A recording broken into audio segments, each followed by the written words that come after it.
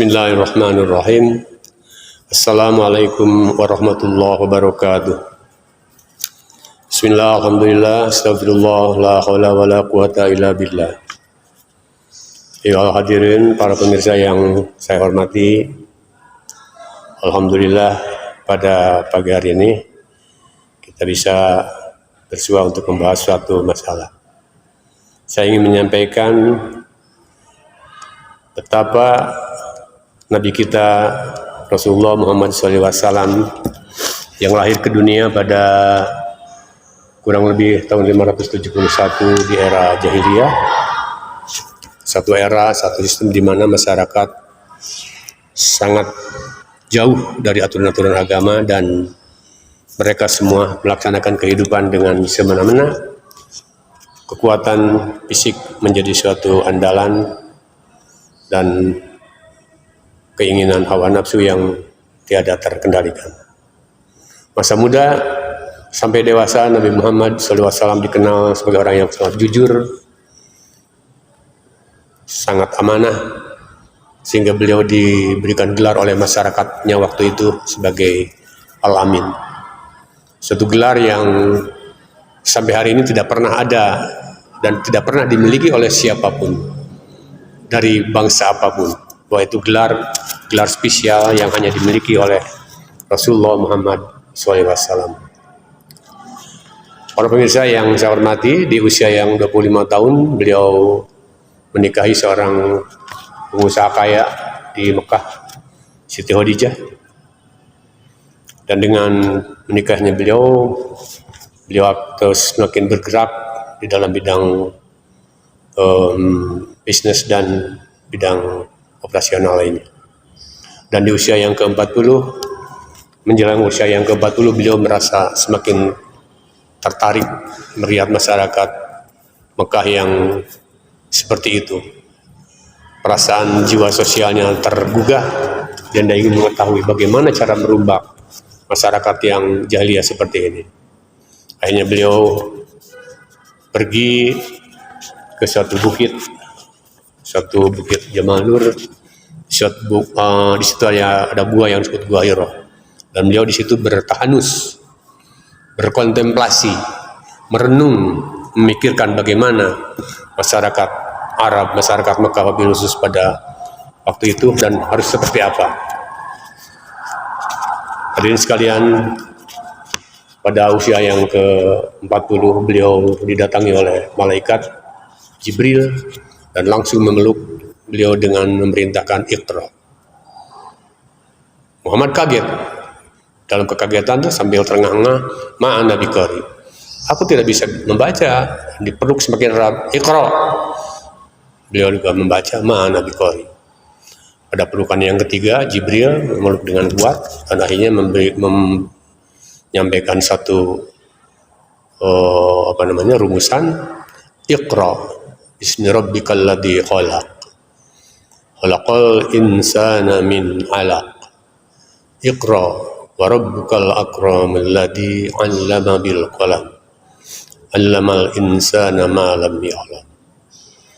Lepas dari itu, Rasulullah kembali ke rumahnya dan sejak itulah proses perjuangan Muhammad untuk bergerak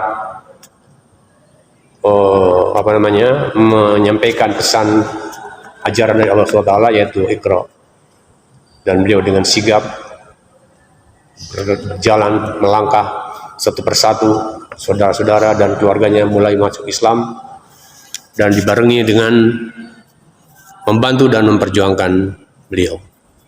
Masyarakat membencinya, memboikotnya, bahkan ingin menghabisinya. Tapi dengan kuasaan dan takdir Allah Subhanahu wa taala, akhirnya beliau bisa dengan para sahabatnya yang setia berhijrah ke Yathrib. Yathrib waktu itu juga masih jahiliyah, tapi dengan kedatangan Rasulullah dan para pengikut yang sebelumnya, maka dirubah kota itu menjadi Madinatul Rasul, menjadi Madinatul Munawwarah. Hadirin sekalian, hanya dalam tempo kurang lebih 23 tahun Rasulullah Muhammad SAW dengan bekal pola pertama ajaran Iqra yang disampaikan oleh Rasulullah, membedah masyarakat, berubah dari jahiliyah menjadi masyarakat madani yang pada akhir hayatnya beliau dengan para pasukan muslim kurang lebih sebanyak 10.000 orang bisa menjadikan Mekah sebagai negara yang terbebaskan Futuhat. Dan sejak itulah Islam berjaya. Hadirin sekalian, menarik sekali untuk dibahas bahwa ternyata Badan PBB UNESCO mengadakan satu penelitian, ternyata masyarakat dunia yang yang diteliti oleh Badan PBB tersebut itu ada yang sangat-sangat jujur, ada yang sangat-sangat bahagia, ada yang sangat-sangat nyaman, dan ada juga mereka yang merasa dirinya begitu damai dan toleran. Ternyata dari negara-negara yang diteliti oleh UNESCO, dari 61 negara terpilih 5 negara yang memenuhi persyaratan seperti itu. Menyesal sekali tidak satupun dari negara Islam, dan Indonesia masuk dalam ranking ke-61. Kelima negara tersebut adalah 4 negara di daerah Skandinavia, yaitu negara Finlandia, Irlandia, Denmark, dan yang lainnya. 1 negara di selatan, yaitu di dekat Australia, yaitu New Zealand. Itulah 5 negara yang paling jujur, yang paling aman, dan masyarakatnya paling toleran. Ada apa di situ? Dari penelitian yang lain diketemukan ternyata masyarakat dunia yang paling gemar membaca, yang paling suka menelaah dan meneliti dari negara-negara yang berada di dunia ini, lagi-lagi didominasi oleh 5 negara tersebut. 4 dari negara Skandinavia dan 1 dari New Zealand. Sehingga di situ ada kolerasi. Banyaknya membaca, gemarnya membaca masyarakat akan menjadikan masyarakat itu sangat jujur, sangat bahagia, sangat toleran, dan sangat merasakan kehidupan yang nyaman. Hadirin sekalian, para pemirsa yang saya hormati, tidak salah bahwa perintah Allah yang pertama adalah Iqra, jauh lebih dahsyat dan lebih pertama daripada perintah manapun. Sehingga perintah salat pun baru muncul 10 tahun kemudian. Maka dengan Iqra Rasulullah melangkah, dengan Iqra Rasulullah berjalan, dengan Iqra Rasulullah membina masyarakat, dan menjadilah masyarakat madani yang kita lihat sekarang, dan akhirnya seluruh dunia secara perlahan-lahan bergeser menuju kepada Islam. Bapak dan Ibu sekalian, hadirin yang saya hormati, catatan yang saya bisa temukan bahwa dunia sekarang berpenduduk kurang lebih 8 miliar orang, dan sangat mengesankan bahwa 1/4, 2 miliar penduduknya itu adalah Muslim.